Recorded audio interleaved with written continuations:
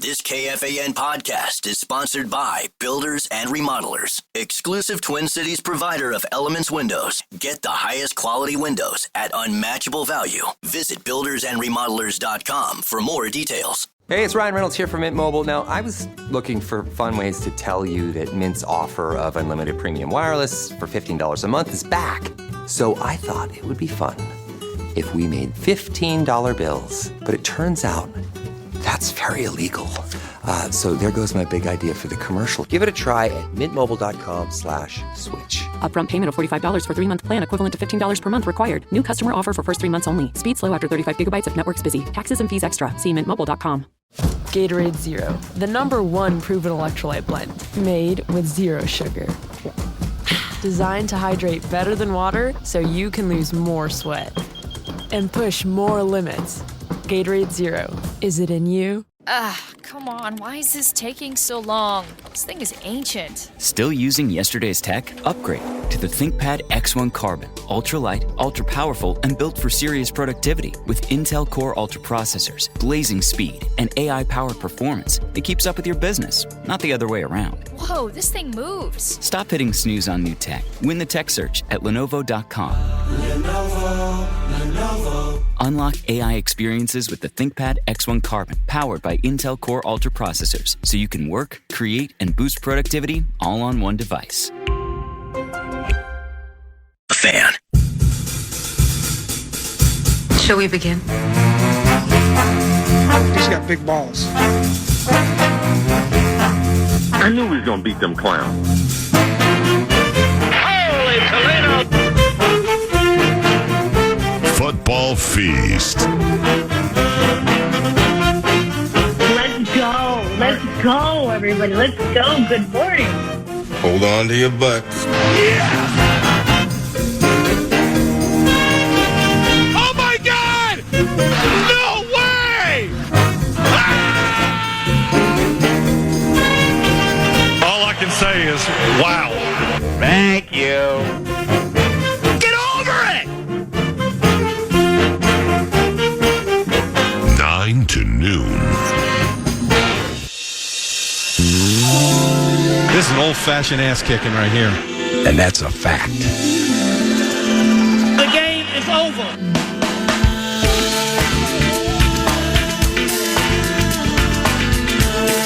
What do you think is funny? Thinking of those days gone by now. You want to change the conversation? Win some games. Yeah. Life was good then it had meaning. We danced without a care. There I met you, my closest friends. Who's I? And one of my closest friends is the producer of 9 to Noon, Eric Nordquist. Welcome to the Friday Football Feast. How much fun was it? It was fun until it wasn't, PA, and I feel like I let, representing 9 to Noon, I feel like I let the squad down today. Nordo. Yeah. Producer, yes, thank you. Anything you do differently in the same setting? Other than answer questions correctly and beat AJ and be smarter and not be completely stymied by simple clues and completely sit there not saying anything and watch the grips of victory be torn away from me. And other than laying a complete egg and sinking to the bottom of the lake like the anvil that I am, at least as I performed, other than that, I would do everything the complete same in the initials game. And now Alec Lewis from The Athletic gets the next question for Eric Nordquist, mad producer, who just competed in initials, and well, he didn't win. Thank you, Eric. Contesting AJ, is that like facing Brady or Mahomes or the 27 Yankees?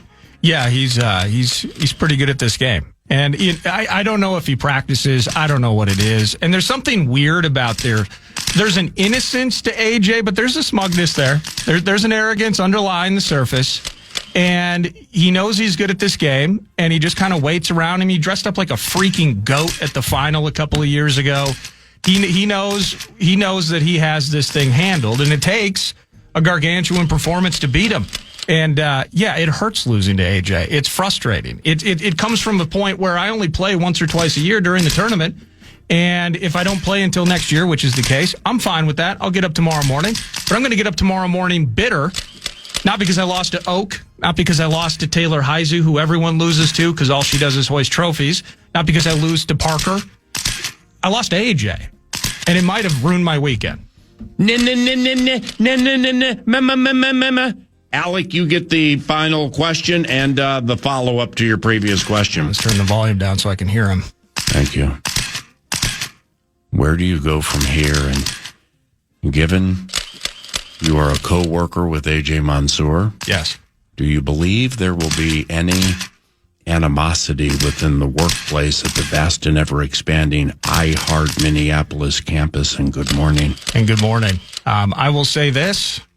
I come in here every day. Don't see a lot of other people in the office on a day-to-day basis. It's hard to have tension if you never see anybody. He's tearing people down to feel better about himself. I do it all the time, so I know what it sounds like. People would have to show up to the office every day for there to be potentially any tension. All jokes aside, I adore AJ. No, it's all love. Again, I am bitter that I lost to him because he's so damn good at it. But no, all love with Mr. Mansour. Hey! Man, I had that. Oh. This is the Friday Football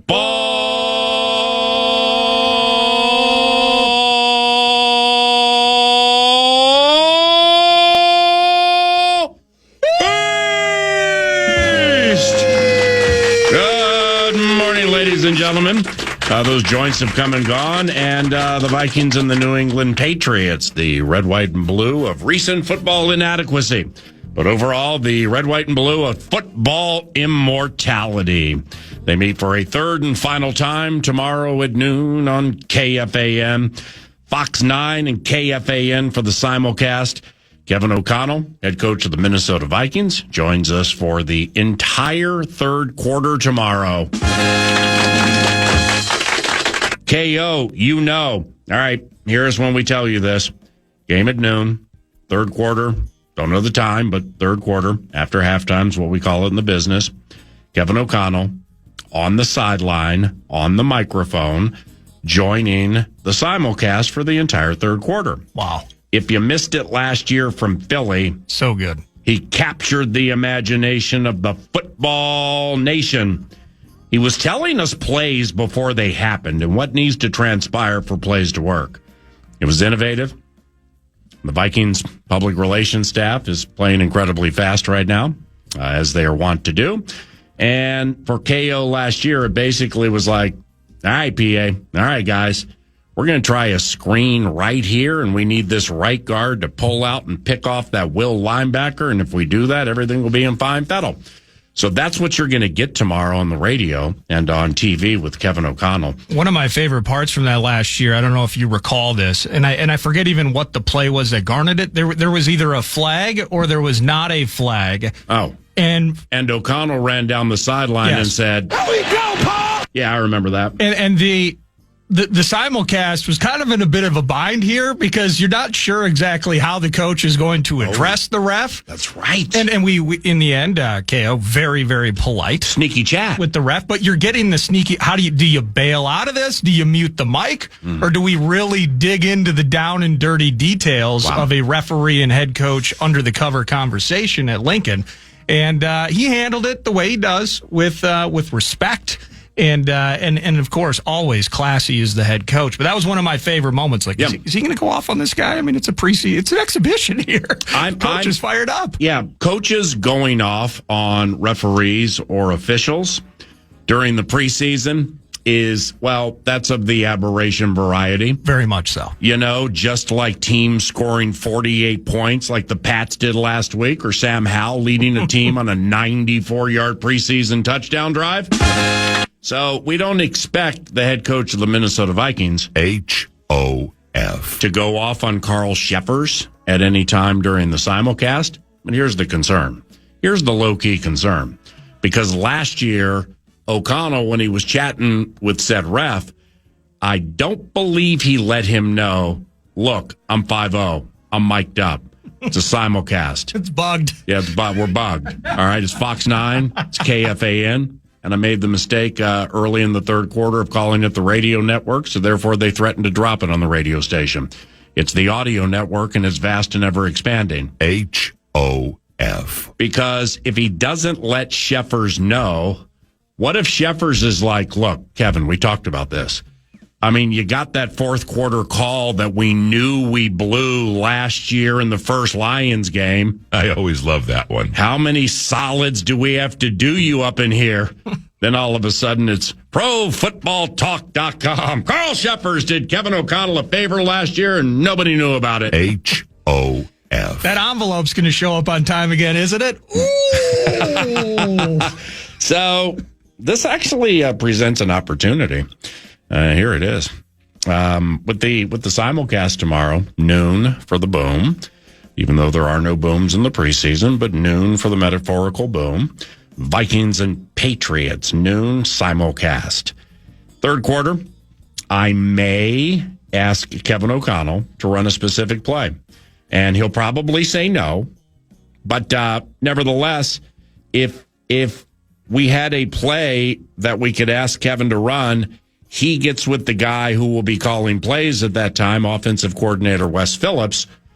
What kind of a play would we want to see? Oh my gosh. Above average. Think about it. What kind of a play would we want to see? How flexible? Now, we've seen how comfortable Kevin O'Connell is in terms of letting those reins out a little bit, right? Like letting Wes Phillips call a game. And, whether it was, I don't know if McVay was the innovator in this. I assume it's been happening for years, but the idea of head coaches, like, I want these guys to have opportunities. So I want them to call plays. Yeah. But how much is it, like, if Durante Jones is just going to roll zero blitzes for a quarter and a half, does the head coach have to step in and be like, I'd like to see a little zone? Yeah. I'd like to see a little something else there, Durante. Or, like Wes Phillips, and I remember after the Niners game last year, I think Wes Phillips kind of rolled in, and it was kind of in concert with KO. Like, we're going to go for it here with the 97-yard TD. Yeah. And what that conversation kind of sounded like. They alluded to how that went over the course of the 15, 20 seconds of the play call. Mm-hmm. Like, you think he might just go max protect, play action, and just send Lucky? Send whoever's healthy on this wide receiving core right now. Miles Price on a double move, caught, touchdown. Tim Jones with the stutter and go. So I wonder how much leeway. I assume it's a lot, but if there is plenty of leash, maybe the broadcast team gets to call a play. But see, here's the deal, and I kind of have an idea of what I would request. But he's most likely going to say no, because then he has to get over to Wes and clomp on Wes, and this is Wes's opportunity. Defensively speaking, there were two people who called plays last year. It was Durante Jones, Flores starts it, and then Durante Jones, the DB's coach. He called some plays during preseason games, as did Mike Soravo, the inside linebackers coach. Yeah. So if you're not exactly sure who's calling plays at a certain time, Nordo kind of touched on it, all you got to do is look at what's happening with the defense. I mean, if you get Eric Wilson on 5 consecutive blitzes. I always love that one. Good job, Coach Saravo. If all of a sudden the corners are in press man and just won't let things called Efton Chisholm III off the line of scrimmage, and then all of a sudden Nudie comes on a corner blitz. I always love that one. Durante Jones is on lead vocals for the Minnesota Vikings. If we hear a Nudie with the strip on the simulcast, we know that Durante Jones produced that opportunity for Mr. McGlothern. But it's I'm gonna ask him most likely if I can get there. We'll see how I'm feeling in the third quarter, but he most likely will say no. Yeah. He'll say no, but that's going to be unlike my guys, Daryl Hall and John Oates, about 23, 24 years ago, when yours truly, Daryl Hall and John Oates, Nordo's favorite song, Man-Eater. Yeah. A lot of other people, I Can't Go For That, Private Eyes, Kiss on My Lips, You Make My Dreams, You Lost That Love and Feeling, and so on and so on. But in particular, Man-Eater would be my favorite song. Whoa, here she comes. I always love that one. Man-Eater. Now, here's what happened 24 years ago. Let me permit me to share a story with you for a second. I'll fade the music and fire up the feast. Yeah, we're going to fade the music and fire up the feast and say, down memory lane we go. 24 years ago. Just in case the reigning coach of the year stiff arms an opportunity to change a play calling set list.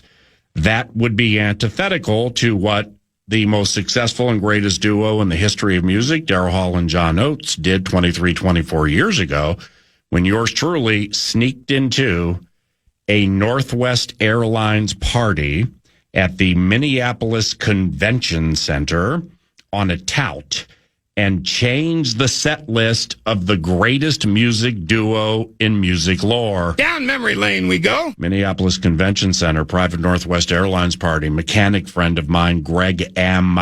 I'm not saying the last name because I don't want him to get in trouble and maybe cost him his pension. Down memory lane we go. So a mechanic friend of mine, let's just say he was G, tipped me off on how to get in. All right, so this is 2000, 2001, 2, 3, somewhere around there.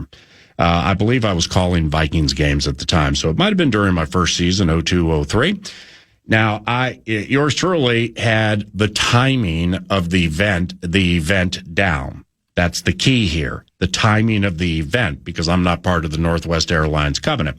So I was told, wear a suit, look like you belong, wait for dinner to be served. So everybody's sitting down and people are kind of lax and stuff like that, and then you make your move. I got all the right tips on what to do.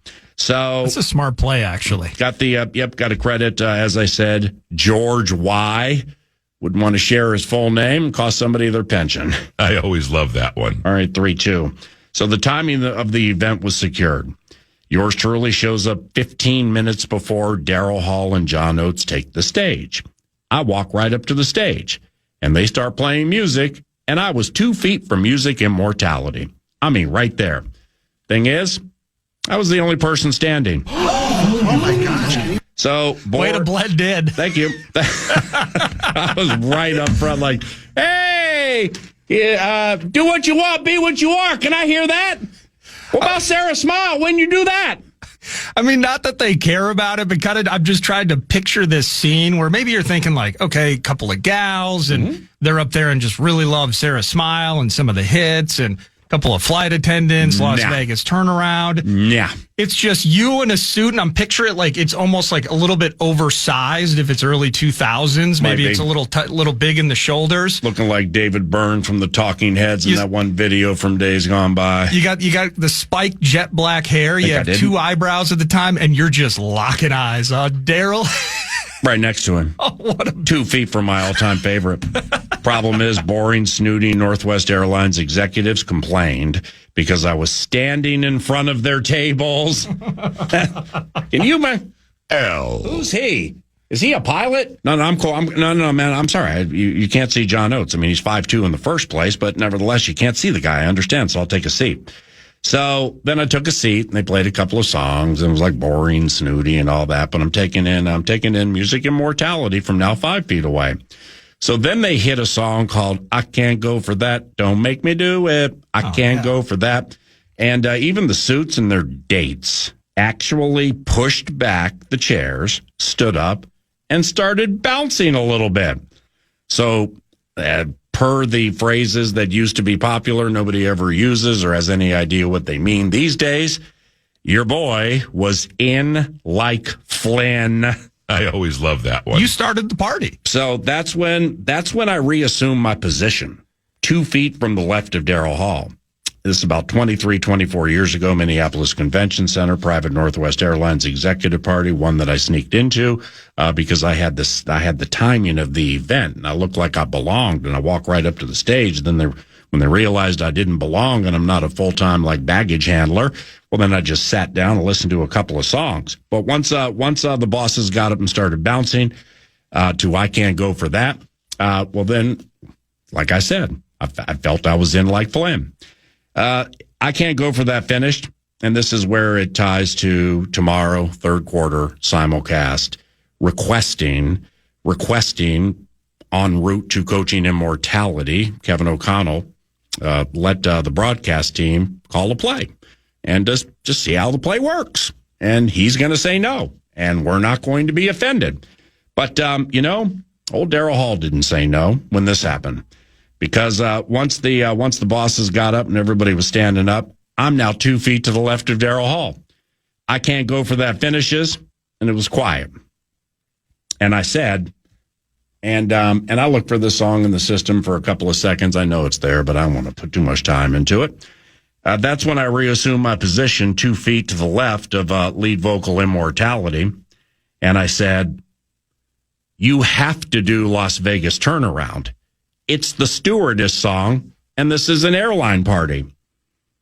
Darryl looked at God's cartoon character and said, this is an airlines party. We can do that. Then he shouted to the band, turn around. 1, 2, 3. Hey! Sarah's off on a turnaround, flying gambling fools to the Holy Land, Las Vegas. Changed the set list of music immortality about a quarter century ago. So middle to late third quarter tomorrow, we're going to try to change the course of preseason play calling immortality.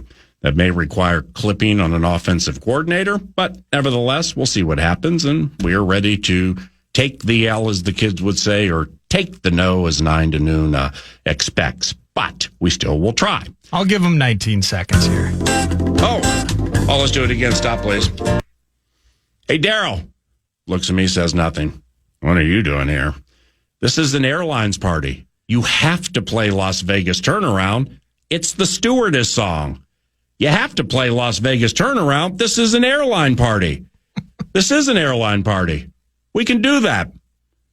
Turn around. 1, 2, 3. Hey! That's how it goes right there like that. That's how it went. All right, KO, take a cue from Darryl Hall. And if there's a play calling set list to be changed tomorrow, maybe you can acquiesce. Middle to late third quarter. How about a screen to Xavier Scott or something like that? Yeah. Screen to Xavier Scott, or that may be Trey Stewart time. See the kid catch. How about a screen to Xavier Scott? You explain everything that goes into it, Mr. Reigning Coach of the Year. Jonathan Grenard will join for some of the fourth quarter, too. That's all tomorrow.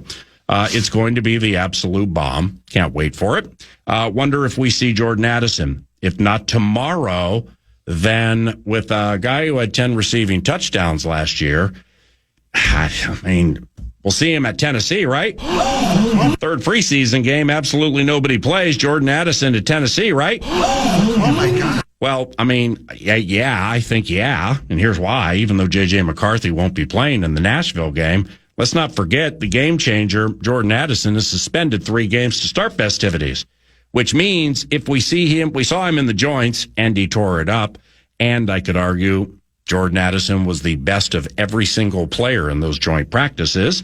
But nevertheless, will we see him tomorrow? Probably. But if we don't, we have to see him at Nashville. Why? Because the next time he's eligible to play because of this clipping penalty suspension will be doubling. Oh, my gosh. Think about it. Suspended the first 3 games of the season. So that's unfortunate because, once again, in my estimation, Jordan Addison brought it both days and looked as good, if not better, than anybody this side of Stephon Diggs during both those joints, and Steph brought it too. They'll beat the Bears without Addison week 1. The Bears host the Bills Sunday at 7. The Packers, after Jordan Love's finger surgery, get the Colts and Dimes at Indy tomorrow, same time as our game. And the Kitties host the Finns also tomorrow at noon. That's some hot preseason action coming your way, ladies and gentlemen.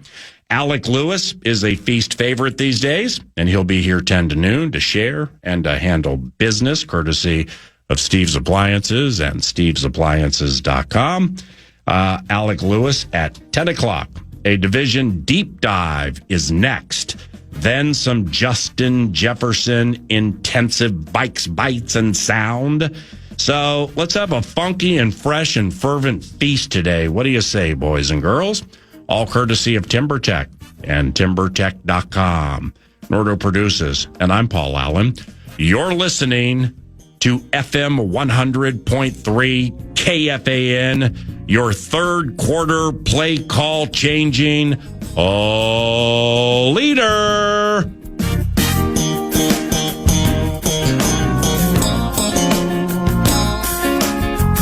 Gatorade Zero, the #1 proven electrolyte blend, made with zero sugar. Designed to hydrate better than water so you can lose more sweat and push more limits. Gatorade Zero. Is it in you? Lenovo is built for creators who don't wait for inspiration. They chase it. With inventive tech, built-in AI tools, and seamless performance, Lenovo devices powered by Intel Core Ultra processors are designed to bring your wildest ideas to life faster. That's the power of Lenovo with Intel inside. Enjoy flexible financing, rewards on every purchase, and free shipping. And students get special offers when you create an account at Lenovo.com. Lenovo. Life moves fast. A new home, a new baby, a new chapter. But without an estate plan, your future's still vulnerable. With Trust and Will, you can name guardians, start a trust, create healthcare directives, and more. All online in about an hour. It's attorney-designed, state-specific, and built to protect what you love. Plans start at just $199, and every plan is safe, secure, and kept completely private. From families with young kids to adults caring for aging parents, Trust and Will makes it simple to take control, without a law office, paperwork stress, or court delays. Go to trustandwill.com and use code RADIO to save 20%. Start your plan today. Don't wait for life to force your hand. Estate planning is one of the smartest, most loving things you can do. Trust and Will is an online estate planning service. See website for details. Trust and Will. The Fan.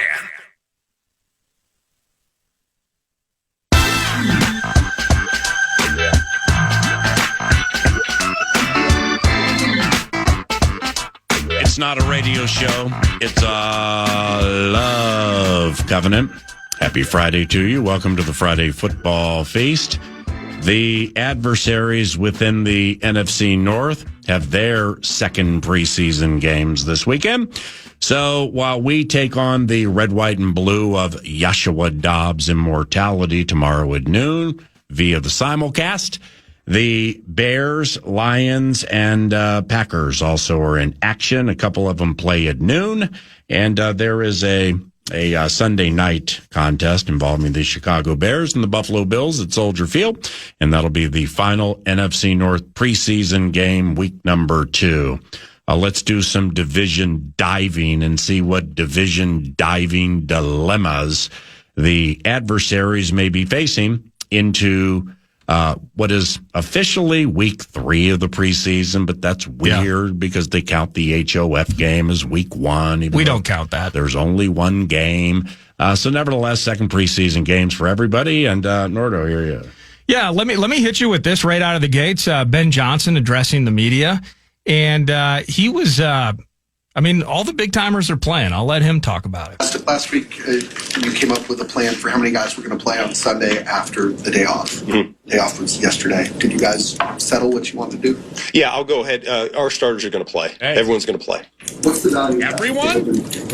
Well, last week, and really all through camp, I've been pretty consistent with the thought of reps are the most important thing to get him up to speed. And by the plan that we had a week ago, we were able to get him probably somewhere between 80 and 100 more reps than we would have been able to do had he played in the game. This week, it's a different schedule, different length of time in terms of in between games and all that. And so our plan right now is the guys that sat out last week, they will be playing this week. What do you learn from players? So I want to pair that because first I'm thinking second preseason game, similar. Now they didn't have joints this week, PA, so I think that plays into it. Whereas in our particular case, week 2, we got the joints with the Vrabel and the Patriots in town. So. Clearly, JJ McCarthy won't be playing and some of the first-line O-liners, et cetera. But here's a question specifically on Caleb and some pre-snap issues that kind of pairs well with the idea of maybe Caleb getting some reps this weekend. When we see the pre-snap issues with Caleb, the delays and stuff like that, can you explain what exactly the issue is and what's complicated about that? What are we not understanding about why it's harder than it looks? Yeah, I would say it's not just him. We had some procedure issues in the game the other day as well. So I don't think we've hit it from the beginning in terms of how much we're loading guys down. Some of the play calls are a little bit longer than others. He and I met yesterday. I'm pleased with how he's able to spit these plays out right now. He's made significant progress in that regard. And once we get going here in a game week, we're going to condense the verbiage even more. So we've challenged him. It's been a lot. That was by design. And so if we struggle at all in the huddle getting the play out, then the delays are going to pop up, and that's a little bit of part of the learning process and us growing. But by design, we've made this very challenging and hard, and we know what we need to do as a staff to alleviate some of that pressure. And I think week one, we're going to be in a good spot. So what do you think about that, PA? Not just, okay, starters are playing week 2. I can actually I can get through that. I mean, it's new coach, it's new schemes across the board. Dennis Allen wants to see what an Austin Booker, maybe see Gervin and some of these guys, what they can do week 2 and maybe limited reps, a series or two. And it's not like Caleb's going to play an entire half this weekend. Certainly, I would assume not. But in the end, kind of pairing that with his commentary on the pre-snap issues, this was something that I threw some audio at you about 3 weeks ago, PA. It's like Drew Dahlman, early stages of camp. We're having issues with the exchange. Everything's kind of going slow. Taking Caleb Williams down to the studs. And here we are into week 2 of the preseason. The media is acknowledging, and even the coach there. It almost sounded like, for a guy that is so smooth and fluid in his comments during pressers, got a little staccato, as you would say, and kind of figuring out how to explain exactly what the situation is. But it seems like, whether it's pre-snap, it's decision-making, what checks, any adjustments to the line, or we can in plays, that, and we've heard the play calls, they can be a mile long in these offenses nowadays, that he's throwing the kitchen sink at them. He says that's by design, and they'll pare back as they get closer to the game. But it's interesting at this stage, still kind of dealing maybe with some fundamental aspects of running an NFL offense. Well, if we could be the proverbial fly in a room involving Bears head coach Ben Johnson and a new offensive coordinator, Declan Doyle, when watching back the film from practices, specifically the offense, specifically the newish demands of the second-year quarterback, Doyle might be heard saying, the bit's not working. It's not funny. I mean, and then they look at him like changing his feet in the shotgun. They're like, Caleb. Oh, boy, that was just an ugly one. So that's the best way to put what they're going through. And I'll say this for a 7th time, 9 to noon. I have a great appreciation for new coach Ben Johnson being as forthright and open as he is. Now, isn't that something? The games don't count now. All right, so you got game-changing wide receivers with bad hammies joining simulcasts. You have reigning coaches of the year calling plays or divulging plays on TV and radio, and you got beloved BJ sharing everything he has shared during the course of this preseason. Yeah, and he's been forthright and straight about things for which he's looking with the offense and with Caleb Williams, specifically when they get to games like later in the season, November and December. And winter is coming. So he clearly is bringing in the crowd to take heat off himself. Captain! I mean, he can look back at a million things now and say, well, don't you remember in July when I said this, in August and I said this, and we did this with the feet, and we talked about this and everything, and it's not, I mean, Caleb. Was a nice run. So that's when Case Keenum starts playing, and maybe they have the Midtown Miracle to DJ Moore. One last bit on the Bears before we check out some other NFC North teams. Here's Ben Johnson talking about Jalen Johnson with an injury update. of playing in week 1? He is right on track. Everything I said last time, he's right on track. He's right where he needs to be. It's really, like I said, those type of injuries, you don't know short term, long term. Every guy's a little bit different, but I think we're going in the right direction right now. I'm gonna say this on the front end. Yeah. I have forgotten exactly while I was playing that audio, I'm thinking to myself, what the heck is Jalen Johnson dealing with? But yeah, me too. From that time, at one point, it was very iffy. We've talked to Lavelle. We've heard it from others and seen it reported on that it was very iffy for him to make maybe the first 2 games of the season. He says currently he's on track to be there week 1, which would be Monday night at Soldier Field, hosting JJ McCarthy and the Vikings. The very next question, however, something to watch, and Jalen's certainly probably their best member of the secondary. Kyler Gordon, week to week. Oh my God! Wow, Kyler Gordon, week to week. They're nickel. Now, Ben Johnson, new coach of the Bears, praised by 9 to noon. You're home for Minnesota Vikings for being as open and forthright with all of this that he is. Because after they start like 0-4 and somebody asks him about an injury, it's going to be, get out of my face with that crazy stuff. So let's appreciate this time of the season, boys and girls. Here's Tate Ratledge. They had a good week of practice, I believe, against the Dolphins in the joint. So maybe Tate won't be seeing any field time after joint practices, but he's pretty pumped up with how their version of the moving company is going. Yesterday's practice, and he was really fired up about it. Just for you to hear that, and how good is it to have days like you had yesterday today? I mean, it certainly gives me confidence being a rookie coming into a grown man's league, coming in here trying to compete. So I think I can do my best abilities, go out there and play physical as I possibly can, and clean up the technique later. So for me, it's going out there trying to set the tone for myself and the line, and then going from there. Were these joint practices important building blocks for you? Yes, definitely. It's a new face. Instead of hitting DJ Reader every play, I get to hit somebody else, so that's kind of fun. But DJ gets me better every day, but that was a chance for somebody else to. How's it felt having Taylor Decker back on that line? It's awesome. Taylor's awesome being out there. He's a lot of fun to have out there. Yeah. Tate Ratledge, it still looks like Glasgow at center, Ratledge at the right guard. Now, in terms of this weekend's game, I believe against the Dolphins, I say that again, yes, it's at Ford Field. It's a nooner, manana, and the Dolphins are in town, part of the joints, part of the game. Ratledge probably not playing, but you hear it there. Taylor Decker's back. Ratledge having a good day in the joints against that Miami front. And there's a lot of positivity happening despite a lot of nicks and bruises and injury-related bits that Mr. Campbell's dealing with.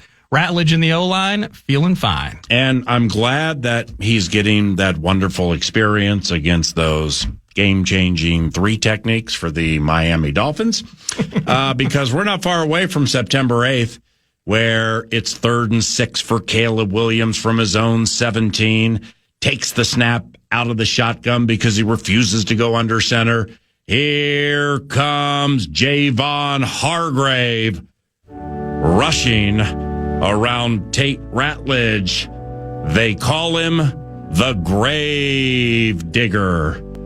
That's why Soldier Field is playing funeral music, because it's nothing personal, Tate. It's just a funeral for a friend. And Caleb is sacked. He dropped the ball. It was picked up by the Gink. The Gink is on fire. And he rolls into the end zone for a Minnesota Vikings defensive touchdown. To the Green Bay Packers, Jordan Love on his injury. Yeah, just had a surgery and, on the road to recovery. If this was the regular season, would you have missed any time? So that was part of the debate is, whether you get surgery, whether you don't get surgery. And, if this was in the middle of the season, it probably would have been something that we didn't get the surgery on. But, with it still being early and I'm having time to recover and be fully ready for week 1, the recommendation was to get the surgery. So you went out there and practiced Monday, though? What was that? You went out there and practiced Monday. I did, yeah. So I went out there Monday to kind of feel it out, see how I felt. And that's kind of part of the evaluation process of, if we're going to before we met with the doctor, decide if, I want to keep playing with it or get the surgery. Jordan, when you look towards the start of the regular season, especially after what happened last year with the knee and the groin, is this all about being as close to 100% as you can, even if you have to miss all these reps right now? Definitely. I think with the time frame that we have right now, finishing up training camp and preseason and heading the season with the choice to be, going into the season 100% healthy was definitely, the call I wanted to make. And like you said, dealing with injuries last year, I wanted to go into this thing feeling good. So there you go. If it was mid-season and this ligament issue occurred with Jordan Love, quarterback Green Bay Packers, they likely would not have gotten the surgery. They feel good about having a few weeks to chill, get the nip and tuck done by the doctors, and they believe that he should be ready to rock by week 1 against the Kitties, a division collision right out of the gates. And 9 to noon wishes Jordan Love and the Green Bay Packers well. There will be no snarky throwing off the back foot lines. There will be no shoe size contests with records and affronts delivered toward the quarterback for the Green Bay Packers. Why? Players Tribune story Nordo shared last week. Yeah. We root for him as a human. I mean, very low key. Find myself pulling for that young man from afar. All right, you're listening to the Friday Football Feast. That was your division deep dive into week 2 of the 2025 preseason. When we return, haven't heard a lot lately from the game changer, old Justin Jefferson, save the third quarter of the Texans preseason game via the simulcast. But JJ had some deep thought yesterday. McCarthy? Oh, that's right. I got to change my face. 3-2. I'm sorry. No, 3-2. I know that's you know what? That's me changing my face. JJ no longer is Justin Jefferson. It is JJ McCarthy. So therefore, when there is a Vikings touchdown, or say 16 of them from McCarthy to Jefferson, you're not going to hear me, if you happen to listen or be at the stadium, say he's JJ. That's only going to take place when McCarthy runs in for touchdowns, but don't tell anybody. He's Justin Jefferson. He's beloved Jets. The quarterback for the Minnesota Vikings is JJ McCarthy. And holy cow, did that boy go to ripping it up yesterday. I mean, just putting Carlton Davis in compromising positions in which he never thought he would be. Might even have prayed during the play. It was getting so bad for him. JJ McCarthy and what he had to say yesterday is next on the Friday Football. Gatorade Zero, the #1 proven electrolyte blend, made with zero sugar. Designed to hydrate better than water so you can lose more sweat and push more limits. Gatorade Zero. Is it in you? Lenovo is built for creators who don't wait for inspiration. They chase it. With inventive tech, built-in AI tools, and seamless performance, Lenovo devices powered by Intel Core Ultra processors are designed to bring your wildest ideas to life faster. That's the power of Lenovo with Intel inside. Enjoy flexible financing, rewards on every purchase, and free shipping. And students get special offers when you create an account at Lenovo.com. Lenovo. Life moves fast. A new home, a new baby, a new chapter. But without an estate plan, your future's still vulnerable. With Trust and Will, you can name guardians, start a trust, create healthcare directives, and more. All online in about an hour. It's attorney-designed, state-specific, and built to protect what you love. Plans start at just $199, and every plan is safe, secure, and kept completely private. From families with young kids to adults caring for aging parents, Trust and Will makes it simple to take control, without a law office, paperwork stress, or court delays. Go to trustandwill.com and use code RADIO to save 20%. Start your plan today. Don't wait for life to force your hand. Estate planning is one of the smartest, most loving things you can do. Trust and Will is an online estate planning service. See website for details. Trust and Will. Ball feast.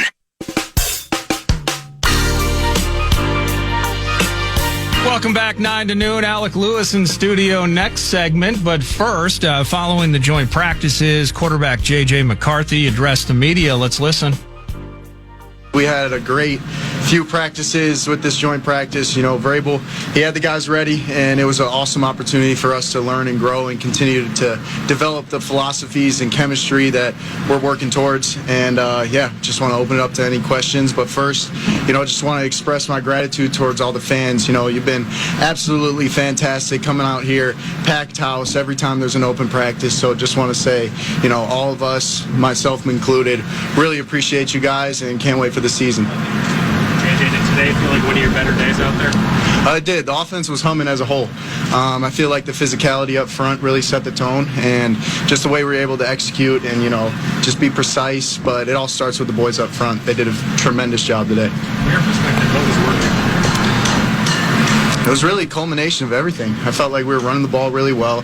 We were moving the line of scrimmage. Guys were detailed in and out of their routes, and I felt like the ball placement was there, a lot more accurate today than yesterday.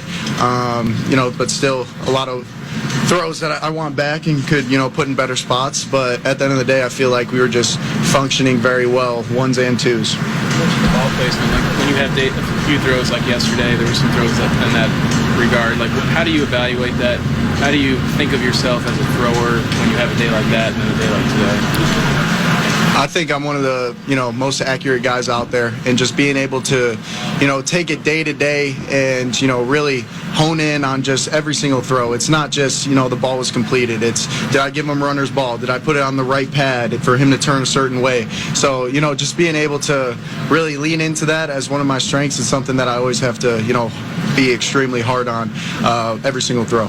Did Kevin talk a little bit about kind of game planning for today, or what was that process like for you of kind of taking the film from yesterday and preparing for today? Going into yesterday, I took a lot of the film that I saw in that first preseason game and tried to apply it to today, and they did not do much of that. A little bit, but it was kind of like switched my mindset into this day with just, hear the call, play the call, focus on my fundamentals, and, go through the pure progressions and, just kind of play from there. Like, you're not knowing what you're going to expect, and I feel like I was able to be more decisive and quick and, really focus on my feet, which is the foundation for the rest of the play. What value do you think there is in trying to view it that way and then kind of learning through that process? Extremely valuable, because I was talking to Jets the other day in the locker room and telling him the same situation, and he's like, dude, there's going to be a lot of teams this year that are going to show one thing on film, and then when they come play us and they play me, they're going to show a different thing. So it was just great to get exposed to that early on, and just like training camp has been this entire time, great learning lessons and capitalizing on them. It's so important, JJ, than a game as well, because it's 2 days and there's just so many situational reps as opposed to 12 plays on Saturday against the Texans. What was the first part of your question? Sorry. Does this help more? The joint practices as opposed to a preseason game? I honestly think it does, because you do get exposed to so many different situations. That's a great question, Judd. I feel like, just going against the ones every single time, obviously you do that in a game, but in this setting, there's you really don't know what you're preparing for. And, offensively, it's kind of just give and take on film study and just executing the play. And just being able to be in moments where, you don't exactly know what they're giving you. It's tremendous going into these games coming up, because, like I said before, it's going to be like that for a lot of them. It's been 20 or so months by the time you get on the field in September since you have played a real game. Just what's your level of anxiousness to get back out there and to start proving yourself? I just try to focus on day by day, step by step. Obviously, I'm extremely excited because, this group of guys is, one of the most special groups I've ever been around. And, it's coming together in a very special way, but there's still a lot more we can do to improve and get better and, be more connected and resilient. And, I just, chomping at the bit, but, I'm excited to see the boys work, this Saturday and see what they do against them, when it's game time. That you want back, have you found maybe a commonality of something, or are they all separate situations? I feel like just getting comfortable with off-platform throws, just being able to feel those is extremely huge, because throughout the rehab process, nobody's diving at your feet or, there's a rush in your face. So I feel like just, little things where it's like, oh, that body position felt this way. This is how I need to manipulate my arm angle. I should get it out earlier here. Little stuff like that where I feel like it's going to pay dividends going into the season. Maybe on that note, is there a throw from today that you're most proud of? Throw from today.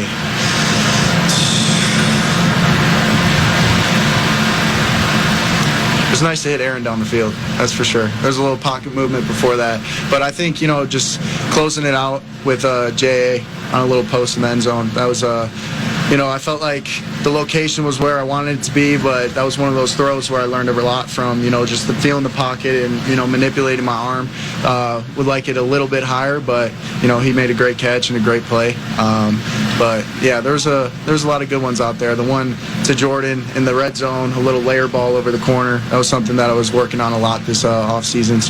But the guys made the catches, they got open, and it was a lot of fun today. Just talk about how you used to watch film in college compared to now. Like, have you learned how to do things differently, studying the film with coaches? Is there more film available, more angles? I feel like it's all the same, just on what we get in the sample size. But, I learned this routine through Tom Brady. He actually gave me a great week routine to go through, and I've just had little add-ons here or there since I've been here. And it's just like this process that you have to keep sticking to because you know it works and you can't let the outcome dictate it, but you adapt it a little bit on the fly. But I feel like just the process that I've built and relied on is something that I'm going to rely on in the future. Sharon, you think that Brady taught you? I like to keep that private, but something that I'll just say, for all the kids out there, the number one thing he wished he would have done better when he was in college is hydrate his butt off. I mean, hydration is huge, and, it affects everything else, so I'll just say that for sure. JJ, Josh McCown, how much has he shaped your process when you're speaking of that? And then in general, how's your relationship grown with him as you get a full training camp? Absolutely love that guy. I remember last year saying he's like an older brother to me, and it's been the same kind of relationship. And just his process of watching film is really unique because he has this. I don't want to give away any kind of indicators to the opposing defenses, but he has a really unique process of watching film and how he dissects protections and all that. He gives great presentations for us to go through with the protections, draws up all the drawings and stuff like that. And I feel like our relationship just continues to grow every moment we spend with each other. And you can't take for granted all the lessons he's been through, all the situations that he's had to overcome, and the resiliency that he has. Like, it's something really special, and we're honored to have him in the room. What's your reaction to Donovan's blocking on that screen to Aaron yesterday? I absolutely love it. Us Michigan guys, we get a little skeptical of the kind of mentality and the tough guy-ness of Ohio State, but he absolutely proved it. It was a sight to see, and I just love how fired up he got after that too. Yeah, he's going to be a great player. How strong is your connection feel with Jordan right now? Say that one more time. With Jordan Addison, your connection with him and the way he's kind of stepped up with Justin out. Extremely strong. Absolutely love that guy.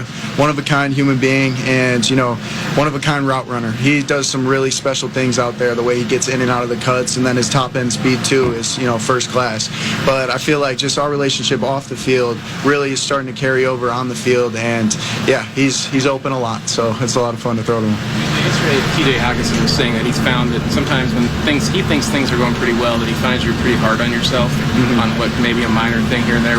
What's that about? Where does that come from? And how does that help, if it does? That's something that I've been continuing to work on even since college. Like, I'm a perfectionist and I want everything to be perfect out there, but that's just unrealistic. And I feel like there's always ways you could get better. There's always little things like ball placement that you could have done more.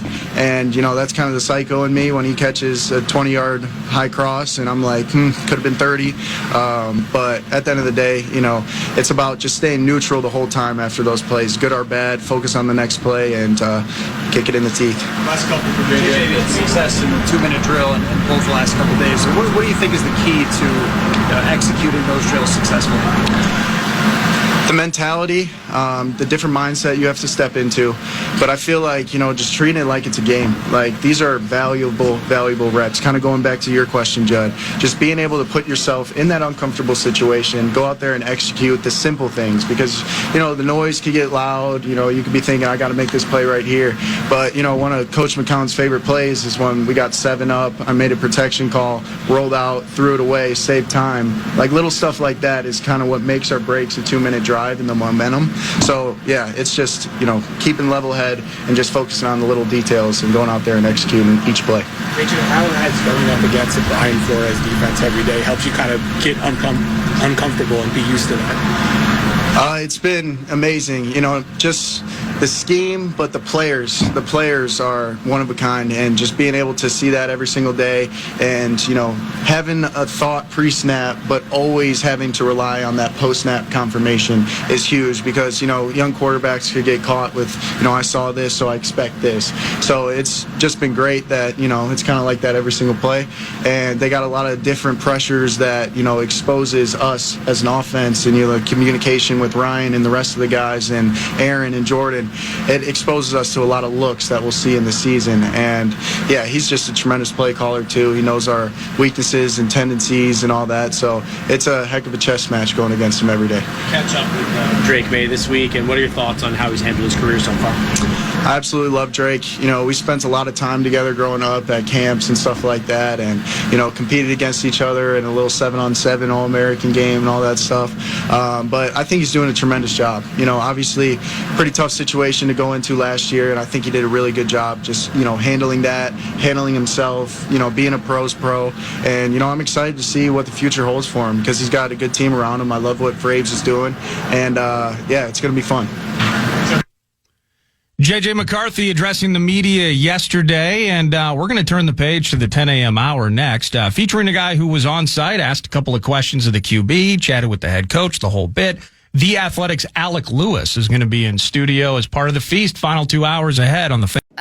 Come on, why is this taking so long? This thing is ancient. Still using yesterday's tech? Upgrade to the ThinkPad X1 Carbon. Ultra light, ultra powerful, and built for serious productivity with Intel Core Ultra processors, blazing speed, and AI-powered performance that keeps up with your business, not the other way around. Whoa, this thing moves. Stop hitting snooze on new tech. Win the tech search at Lenovo.com.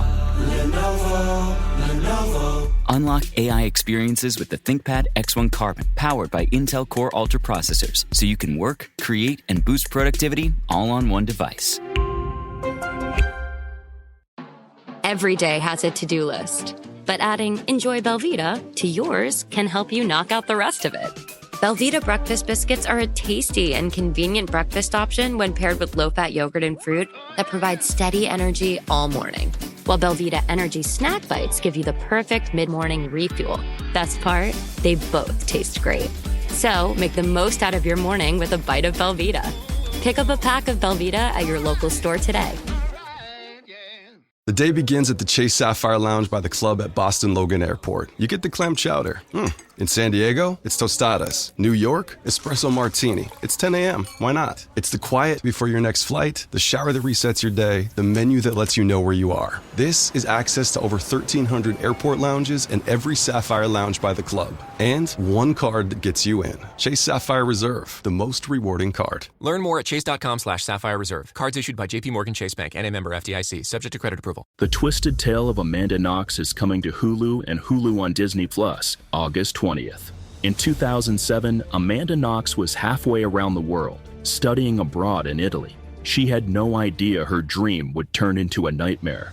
Inspired by the actual events of her wrongful conviction and 15-year fight for freedom, watch the Hulu original series, The Twisted Tale of Amanda Knox, on August 20th. Streaming on Hulu and Hulu on Disney Plus for bundle subscribers. Terms apply.